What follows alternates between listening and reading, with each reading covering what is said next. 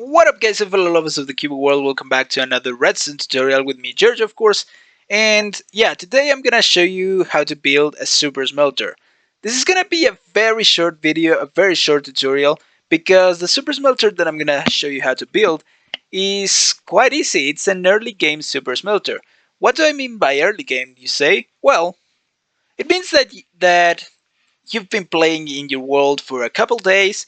You have enough resources laying around, some iron, some gold, some redstone, but you want to start some bigger projects. And yeah, smelting items by hand in a few furnaces is not gonna cut it. So you want a little super smelter that gets you going. Well, this is it. It has 12 furnaces, which means you can smelt 72 items every minute. Not bad, huh? And yeah, it's super easy to build. In less than 5 minutes you should be able to build it. But before we get into that, I want to say this is the third redstone tutorial that I pre-recorded before I went on vacation. And by this time I still am on vacation. I'm out of town, and yeah, I'm still gonna be out of town for about a week and a half still. So I'm sorry, this is the last one. I don't have any more time to record another one. And as you can see, my redstone ideas are draining. I still have a lot of redstone contraptions that I'm building, but they're not complete to make a full tutorial on them. So I thought, well, I have had this super smelter in my Let's Play world for over a year now, and I never made a tutorial on it. And I think it's a pretty good super smelter, super beginner super smelter. So yeah, here's the tutorial. So to start the super smelter, we're gonna first place our chest where all of our profits are gonna come in. So every item that is smelted in the super smelter will end up in this double chest. Then we're gonna place two hoppers right at the back on this side and one hopper on this side. Then we're gonna place five more hoppers from this first hopper that we placed to its side, and then four more hoppers to the side of this one. Next thing we're gonna do is of course our most important thing, and yeah, the core of the machine, which is the furnaces. We're gonna place one furnace on top of each hopper, and as you can see it forms 12 furnaces. Then we're gonna grab 12 hoppers and we're gonna place them right on their faces of the furnaces, as I'm doing right here. There we go, 12 hoppers, and we're gonna place 12 more hoppers on top of the furnaces, just like so. We're gonna go to the opposite side of the chest, so we have the chest on this side. We're gonna come to this side, and we're gonna place two blocks right here. Any blocks that you want will do, and two blocks at the side of each of these hoppers, and then we're gonna close the little curve right here. This is where the rails are gonna be. We're not gonna place them just yet though. Then we're gonna come to this side of the furnace array, and we're gonna place three blocks at the side of each of these hoppers, and we're gonna connect them just like this, forming a little loop. And we're gonna do mostly the same on this side, but we're gonna place instead four blocks right next to each other. Then we're gonna place temporary block right here and a block on top of it, a temporary block right here and a block on top of it. At the moment, your structure should look something like this. So now let's proceed and place some of the rails. We're gonna start with the top one, so we're gonna place some power rails on top of these hoppers and this glass block right here. Then we're gonna place two rails on top of these glass blocks, and we're gonna complete the loop with some power rails just like so. As you can see, I didn't place rails on these two blocks because these are tricky blocks, and yeah, pay attention to how you should do this. So you're gonna place a detector rail right on top of this block and then a rail on top of this one. As you can see, the detector rail changed its direction, and this rail is now making a turn into the detector rail. Where you're gonna break that detector rail and you're gonna replace it to, yeah, face the same direction as you had before, and you're gonna make it go up. After that, you're gonna place a detector rail, another detector rail right there. It can also be an activated rail, but I prefer detector rails. So yeah, you're gonna place one there, and you're gonna place another one right here. And as you can see, it forms a perpendicular line to all of these rails. Then you're gonna place a normal rail right here, and you're gonna place power rails all the way to till the end, except for the last block where you're gonna place a normal rail. You're also gonna place normal rails on these three more blocks, and on top of the rest of the hoppers, of course, some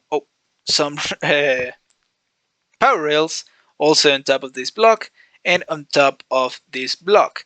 Then you're gonna place another detector rail right here, and you're gonna make it go up by placing any rail on top of this block. Then you're gonna remove these two detector rails, place a block on top of them, and yeah, your whole rail line is basically done. Next thing that we're gonna do is make the minecart system, the minecart filler system. So we're gonna place a solid block right at the side of this detector rail, just like so, and right another one right at the side of this detector rail. Then we're gonna place a comparator in front of that block, facing out of the block. Then we're gonna place an observer reading that comparator just on top of it, and a redstone dust on top of the observer. At this side of the observer, we're gonna place a sticky piston facing into the farm, I mean into the system. Oh, I make a lot of farm tutorials, it seems like. And on top of this power rail, you're gonna place a block, any block that you like, as long as it can be moved by sticky pistons. We're gonna do the same on this side, just mirrored, I guess. So comparator there, observer on top of it, redstone dust on top of it, sticky piston right there, and your block this time is gonna be on top of this power rail, just like so. Then you're gonna grab some chests, and you're gonna place one right on top of that block and one to its side, making a double chest just like so. Notice how it is on the side of the detector rail and no, not on the other side. You're gonna do the same on top of this block and on top of this detector rail. The last thing that we have to do for the minecart filler system is, of course, place the minecarts. So we're going to place a minecart with hopper right on top of that detector rail, and another hopper minecart right on top of this other detector rail. As you can see, some of the rails got powered because of the detector rails, but yeah, the minecarts are not going to stay there all the time. So we still need to power them regardless. Then we're gonna place a redstone block right on top of this rail right here, or at the side of the glass. And we're gonna place another one right on top of this rail right here, or at the side of this solid block. And with that, guys, the super smelter is done. I told you it was easy. It's a bit complicated to place some of the rails, but in the end, yeah, it shouldn't take you very long.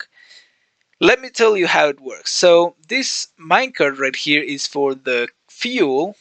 So if you, for example, use some charcoal, you can place it here, and as you can see, the minecart immediately starts looping around, distributing some charcoal to all the furnaces. If you use a number that's multiple of 12 for your fuel, you're gonna see the exact same amount of fuel in each of these furnaces. For example, right here we have 5 in all of them. Of course, I put a stack, which is not a multiple of 12, so in some of them, in the end, we're going to have 6, and in some of them, we're going to get 5. The same goes with the the items to be smelted, sorry. Yeah, I usually do it with multiples of 12, but you can basically put in as many items as you want, and as long as the minecart has items in it, it's gonna loop around distributing them to the furnaces on the top slot. Of course, iron blocks are not gonna be smelted because they can't be smelted, so they're gonna just sit there until I get them out. But as you can see, both of the minecarts are done looping around, which means all the items are evenly distributed to the furnace array. So that was it with the tutorial, guys. I hope you like it. If you did, please hit the thumbs up down below. I'm sorry this is the last one I have before I return from my vacation, but yeah, I hope you like it. I hope you find it useful, and yeah, if you did, Again, thumbs up down below, please. And also consider subscribing for more content like this. Thank you all so much for watching. Have a great day. Have a great week. I'll see you in the next one. Goodbye.